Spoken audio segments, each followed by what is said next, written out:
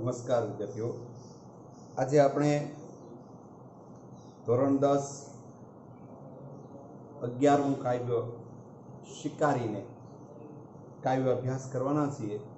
આ કાવ્યના કવિ કલાપી છે।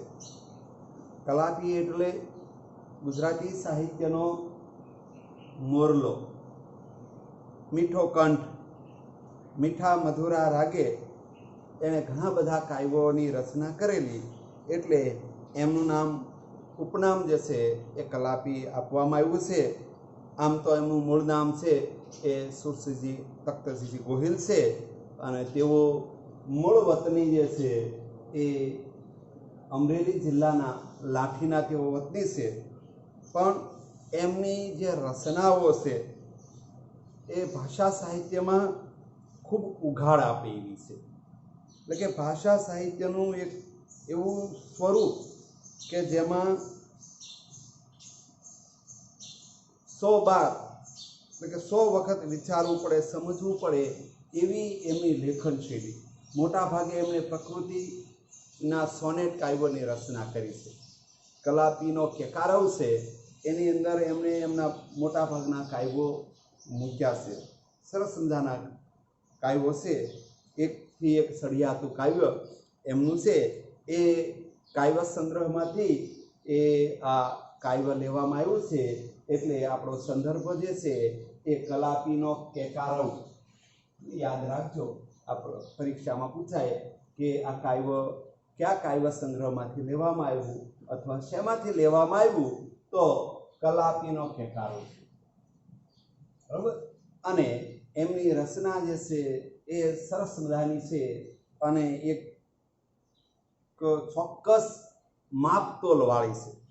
ઉઘાડ આપે એવો શબ્દ એટલે આપ્યો કે એની રચનાઓ ચોક્કસ માપતોલવાળી હોય છે। એટલે કે ભાષા સાહિત્યમાં જે છંદબદ્ધ રચનાઓ છે એમાંની એક રચનાઓ એમણે આપી છે। આ આખું કાવ્ય જે છે એ અનુષ્ટુપ છંદની અંદર રચના છે, છંદ રચના છે। સોનેટ રચના તો ખરી જ, સાથે સાથે એમણે છંદ રચનાને પણ ધ્યાનમાં રાખ્યું। એટલે કે કાવ્ય રચનાના જે કાંઈ નિયમો છે એ નિયમોને ધ્યાનમાં રાખીને આ કલાપીએ આ કાવ્યની રચના કરી છે અને એ ખાસ કરીને અનુષ્ટુપ છંદની અંદર આ કાવ્ય રચ્યું છે। તો એ કાવ્ય કેવું છે, એનો કહેવાનો ઉદ્દેશ શું છે એ પહેલાં આપણે જાણી લઈએ, પછી આપણે કવિ પરિચય જોઈએ। તો અહીંયા શિકારીને એટલે કે માનવ જગતને, જે માનવની અંદર ક્રૂરતા છે, અહીંયા કોઈ એક વ્યક્તિગત શિકારીને જ ધ્યાનમાં લઈને નહીં, પણ જે માણસની અંદર ક્રૂરતાનો ભાવ છે એવી વ્યક્તિને કવિએ અહીંયા શિકારી કહ્યો છે।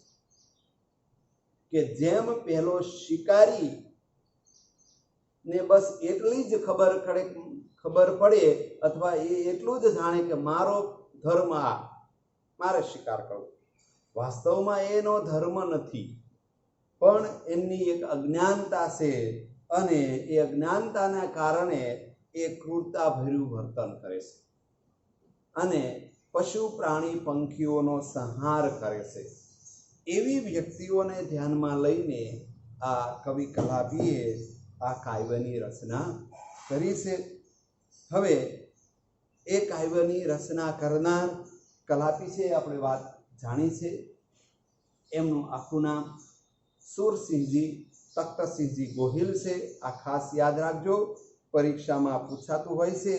ઘણીવાર આપણે કલાપી તરીકે ઓળખીએ પણ એના આખું નામ ન જાણીએ। કલાપી કલાપી એવું સાંભળીએ પણ કલાપીનું આખું નામ ન સાંભળીએ, ન જાણીએ તો પણ ઘણીવાર આપણે માર્ક ગુમાવવા પડે। એટલે એ પણ તમે યાદ રાખજો, એમનું આખું નામ, સોનેટ આ રચના છે અને એ કલાપીનો કેકારવ નામના એમના કાવ્ય સંગ્રહમાંથી લેવામાં આવ્યો છે। એમનો પરિચય જોઈએ તો એમની એકદમ નાની એવી વયમાં એમ કહેવાય કે એણે ઘણું બધું રચ્યું। એની આયુષ્ય મર્યાદાઓ ખૂબ ટૂંકી હતી। પણ લેખન રચના અને કાવ્ય રચનામાં એ ખૂબ આગળ હતા. ટૂંકા આયુષ્ય ગાળાની અંદર એમણે ઘણું બધું રચ્યું છે. તો એ સુરસિંહજી તખ્તસિંહજી તેઓ મૂળ વતની જે છે અમરેલી જિલ્લાના લાઠીના વતની હતા અને તેઓ પાછા રાજવી પરિવારમાં એટલે કે રાજકુટુંબમાં જન્મ્યા હતા, એટલે રાજકુમાર પણ એને કહી શકાય. કલાપીનો કેકારવ કાવ્ય સંગ્રહમાં તેમની કવિ તરીકેની પ્રતિભાનો પરિચય થાય છે. પ્રકૃતિના મનોહારી દ્રશ્યો અને માનવ હૃદયના ભાવો એમની કવિતામાં કેન્દ્ર સ્થાને છે. આ ખાસ પૂછાય છે કે મનોહારી દ્રશ્યો આ યાદ આવે.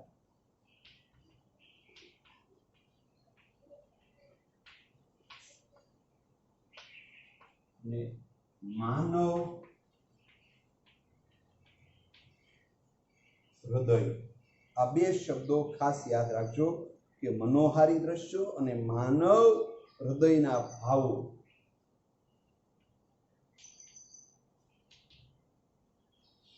માનવની અંદર સાચી સંવેદના કેવી હોવી જોઈએ, કેવા ભાવો હોવા જોઈએ, એની સુંદરતા કેવી હોવી જોઈએ.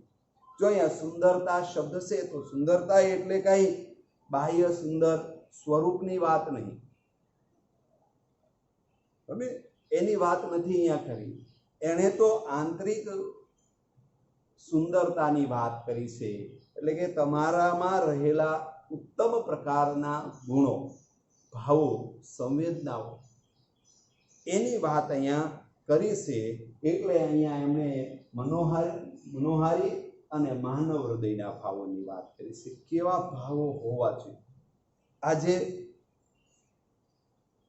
માણસ સ્વાર્થ ઘેલો થયો છે, પોતાના સ્વાર્થ માટે પ્રકૃતિને ભૂલ્યો છે,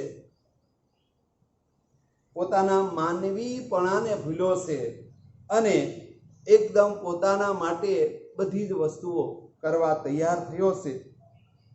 તો એ બધું સ્થૂલ છે, નકામું છે, નિર્જીવ છે, એ કશા કામનું નથી, એમ અહીંયા કવિ કહે છે. આપણે એવું સમજીએ કે આ બધું જે છે એ હું લઈ લઉં, જેટલું હોય એટલું મારું, તો એ મારું નથી, પણ એ મારાપણાનું દૂષણ એ તમારું માત્ર રહે છે, બાકી કશું જ તમારું નથી. કારણ કે તમે આ જગતમાં આવો છો અને જાઓ છો. અનેક જીવો આ જગતમાં આવ્યા છે અને અનેક જીવોએ આ જગત છોડ્યું છે. ત્યારે કોઈ જીવે કશું મેળવું નથી. મેળવું છે બસ દરેકના હૃદયમાં સ્થાન, એમના કર્મોનું કાર્ય દરેકના હૃદયમાં રહેલું છે. એટલે અહીંયા કવિ એમ કહે છે કે આ બધું ખોટું છે, સ્થૂળ છે, નકામું છે, કશું જ આપણા માટે યોગ્ય નથી, એવી એક સમજ આપતું આ કાવ્ય છે. આ કાવ્યમાં પ્રકૃતિ જગત, પ્રાણી જગત બંનેની વાત, બધા જ જીવોની વાત, માત્ર એક જીવની, એટલે કે અહીંયા આખા જગતને વસુધૈવ કુટુંબકમની ભાવનાથી જોડ્યું છે. સાથેનું સૌહાર્દ અને સૌંદર્ય દ્રષ્ટિને આવરી લીધા છે. કાવ્ય નાયક યુવાનને વાર્તા કહેશે કે તું સંહાર રહેવા દે, આ કરવું રહેવા દે, નાશ કરવો, સંહાર એટલે કોઈનો નાશ કરવો, એ તું છોડી દે. હકથી કહે છે, જો અહીંયા રહેવા દે એટલે હકથી કહે છે, નથી આ યોગ્ય. આ આખું વિશ્વ સંતનો આશ્રમ છે. વેદોની વસુદેવ કુટુંબકમની ભાવના અહીં વણાયેલી છે, જોડાયેલી છે. આ સૃષ્ટિમાં પંખી, ફૂલો, ઝરણા બધું જ છે, તે એક રૂપ છે, જુદું નથી. જો અહીંયા એક રૂપ છે, બધાને સાથે જોડી દીધું છે. એટલે એ સરસ મજાની એમણે અહીંયા એક કુટુંબકમની વાત કરી છે. વસુધૈવ કુટુંબકમ ભાવના અહીંયા પ્રગટ થઈ છે. વળી સૌંદર્યને એક મૂળગામી પ્રશ્ન અહીં છે કે તીરથી મારીને તો તું માત્ર પક્ષીનું પંખીનું સ્થૂળ શરીર જ મેળવી શકીશ. સ્થૂળ એટલે એમાં જેમાં જીવ નથી, નાશ છે, તેવું શરીર તને મળશે, બાકી કશું મળવાનું જ નથી. એનો આત્મા કે એના ગીત નહીં મળે. આ જ વાત મનુષ્યને પણ એટલી જ લાગુ પડે છે. સુંદરતા પામવા માટે પહેલા આપણે સુંદર બનવું પડે છે. આ માત્ર શરીરની સુંદરતાની વાત નથી, પણ સમગ્ર વ્યક્તિત્વની સુંદરતાની વાત કરી છે. કાયવાંતે કાયવાના અંતમાં સમગ્ર સૃષ્ટિ તરફ અનુકંપા રાખવી, એવી વાત કવિએ કહી છે. આ કૃતિ આખા કૃતિ જે છે અનુષ્ટુપ છંદમાં રસાયેલી છે. અનુષ્ટુપ છંદ એટલે આપણે પછી આમ ખબર ન પડે, પણ અનુષ્ટુપ છંદ છે એની અંદર ખાસ જે છે 5મો, 6ઠ્ઠો અને 7મા અક્ષરની ગોઠવણી હોય છે. એ 4 શરણનો છંદ છે. 5મો, 6ઠ્ઠો, 7મો જે છે લઘુ ગુરુ લઘુ, અને પછી જે છે બીજી પંક્તિ, બીજી અને ચોથી પંક્તિ સરખી, પહેલી અને ત્રીજી પંક્તિની ગોઠવણી સરખી, એ બધી સરખી રાખવામાં આવે છે. અહીંયા પંક્તિ લખી છે, એમાં હું તમને બતાવીશ. બરોબર ને? 5મો અહીંયા 1, 2, 3, 4, આ 5મો લઘુ, 6ઠ્ઠો ગુરુ અને 7મો પણ ગુરુ. એ જ રીતે આખી રચનાઓ જે છે, બધી રચનાઓ છે એ જ રીતે અહીંયા તમે જોશો 5મો, 6ઠ્ઠો, 7મો, 1, 2, 3, 4, અહીંયા લઘુ લઘુ ગુરુ. તો આ પ્રકારની રચના, લઘુ ગુરુની રચનાઓ, અક્ષરની ગોઠવણી સાથેની આખી રચનાઓ જે છે એ અહીંયા મૂકવામાં આવી છે. એટલે એ આખી રચના જે છે ને એ અનુષ્ટુપ છંદની અંદર છે. ક્યાંક કવિસૂટ હોય, સામાન્ય તો ભૂલો હોય તો એ કવિસૂટો લીધી હોય અથવા યતિભંગની ગોઠવણી થઈ હોય. પણ તમે એવું નહીં સમજતા કે યતિભંગ છે એટલે આ અનુષ્ટુપ છંદ નથી. એકાદ બે પંક્તિમાં ક્ષતિઓ હોઈ શકે, એ ક્ષતિઓને ક્ષમ્ય ગણી અને કાવ્ય રચનામાં એમને સ્થાન પ્રાપ્ત થતું હોય છે. તો એવું સરસ મજાનું આ કાવ્ય છે. જો અહીંયા કાવ્યની શરૂઆતમાં કવિ કહે છે, રહેવા દે આ સંહાર યુવાન તું, ઘટે ના ક્રૂરતાયવી વિશ્વ આશ્રમ સંતનું. તો અહીંયા આ આખી કાવ્યની અંદર પહેલી શરૂઆતમાં એ માનવને કહે છે કે એ માનવ, તું આ સર્વનાશ કરવાનો રહેવા દે. નાશ કરવાનો તારો ધર્મ નથી. તું એ કરવાથી તું શું મેળવીશ? તને શું મળવાનું છે? ક્રૂરતા આવી વિશ્વ આશ્રમ સંતની. આવું નિર્દયતા, દયા વિહીન કાર્ય તું કરીમાં. આખો સૃષ્ટિ છે, વિશ્વ આખું, એમાં તમામ જીવોને એમણે આવરી લીધા છે. તો કે ક્યાં? તો કે અહીંયા પંખી, ફૂલડા, રૂડા, લતા, ઝરણા, તરુ બધાને લીધા છે. ફૂલોને લીધા, લતા કહેતા, આ વેલાઓ, ફૂલ છોડો, આ બધાને લઈ લીધા છે.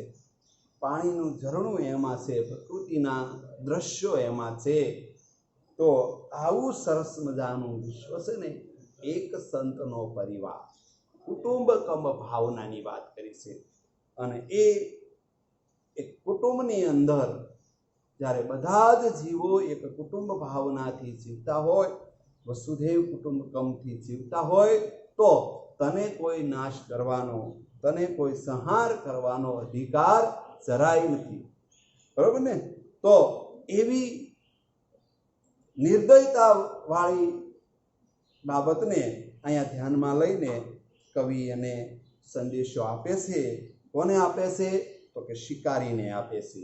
શિકારી એટલે કોણ? કોઈ એક શિકાર કરનાર એક વ્યક્તિ નહીં, પણ જેનામાં આ શિકારીપણું છે, ભાવ છે, એવા તમામ લોકોને ધ્યાનમાં લઈ અને કવિ કહી રહ્યા છે, તીરથી પામવા પક્ષી વ્યર્થ આ ક્રૂરતા મથે.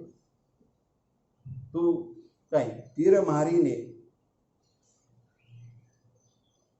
એટલે શિકારીને ઉદ્દેશીને કહેશે કે તું કદાચ તીરથી કોઈને મારી શકીશ, પણ એ મારવાથી તને શું મળવાનું છે?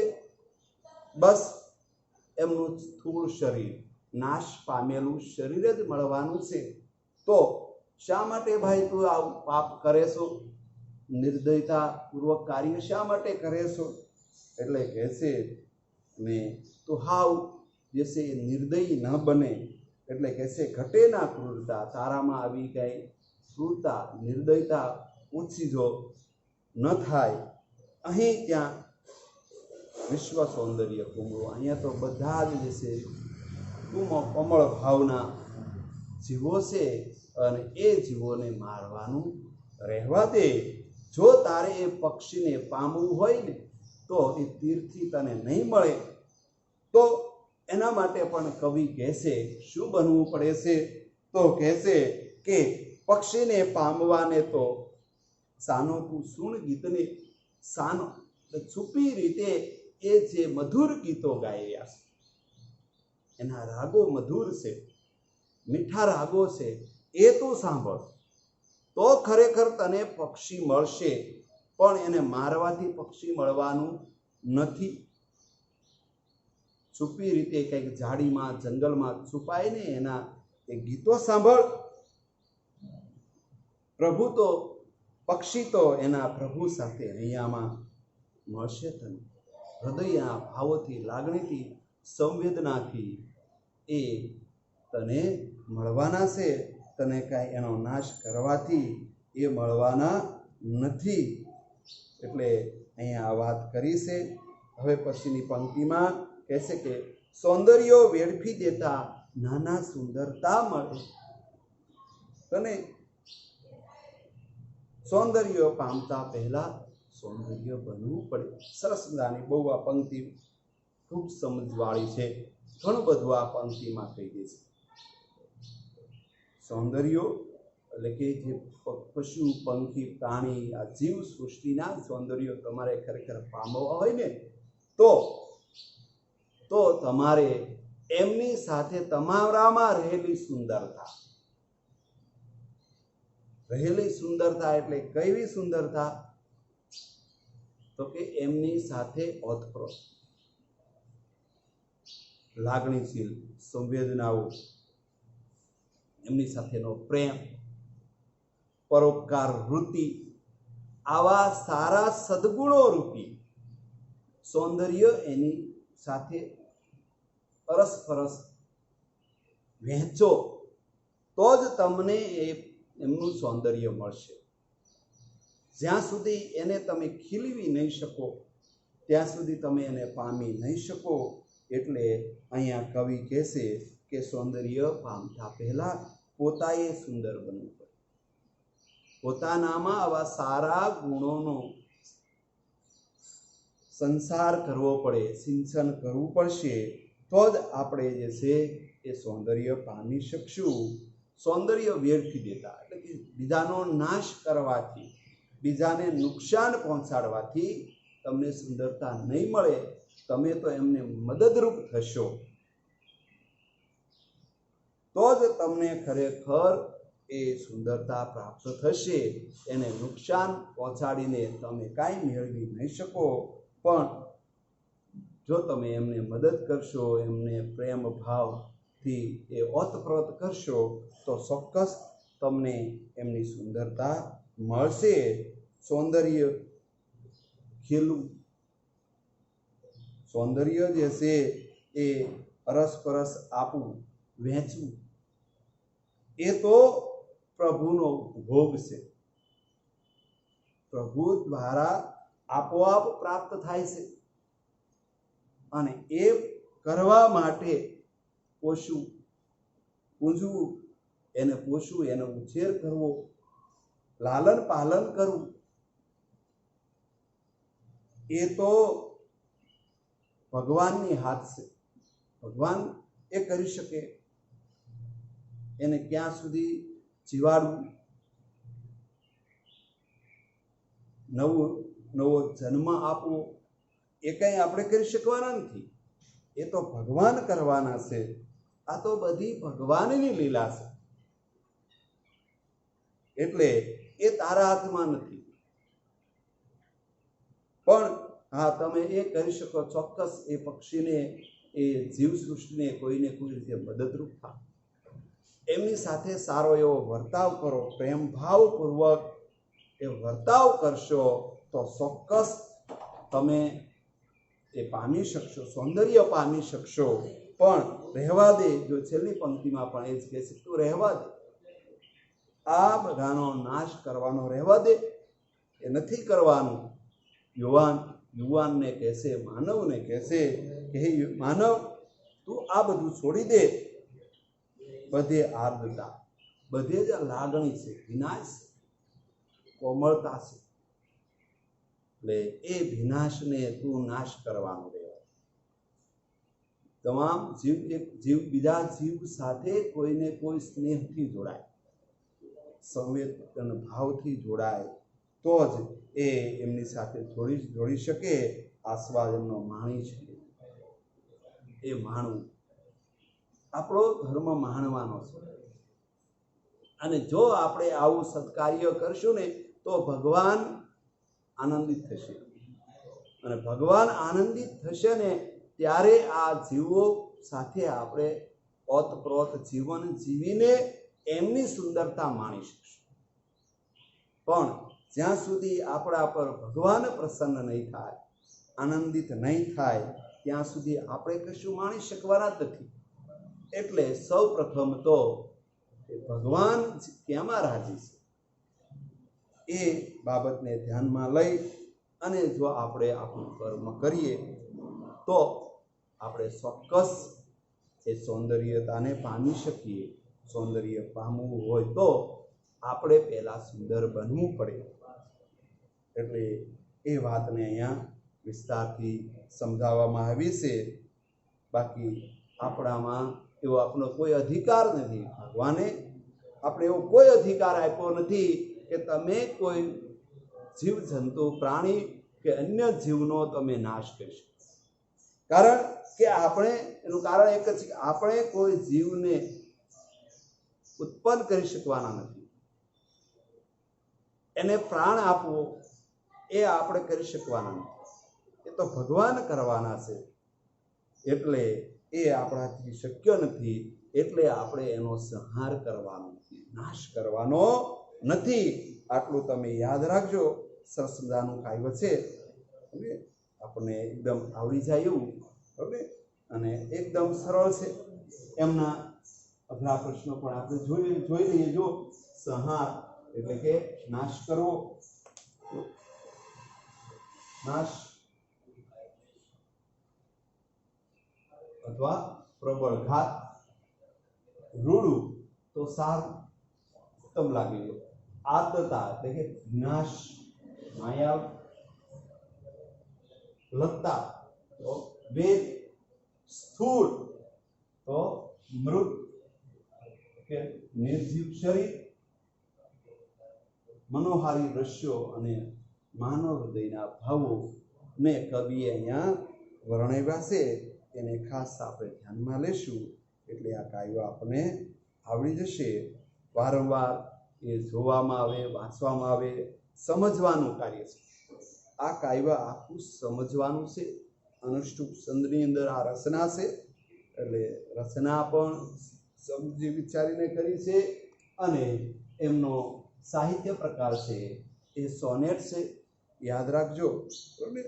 તો સાથે સાથે આપણે એના ટૂંકા પ્રશ્નો છે, જોઈ લઈએ ફટાફટ કે પંખીને પામવા કવિ શું કરવાનું છે. નાશ કરવાની તો તો ના પાડી છે, એટલે છુપી રીતે એમના ગીતો સાંભળવાનું કહ્યું છે.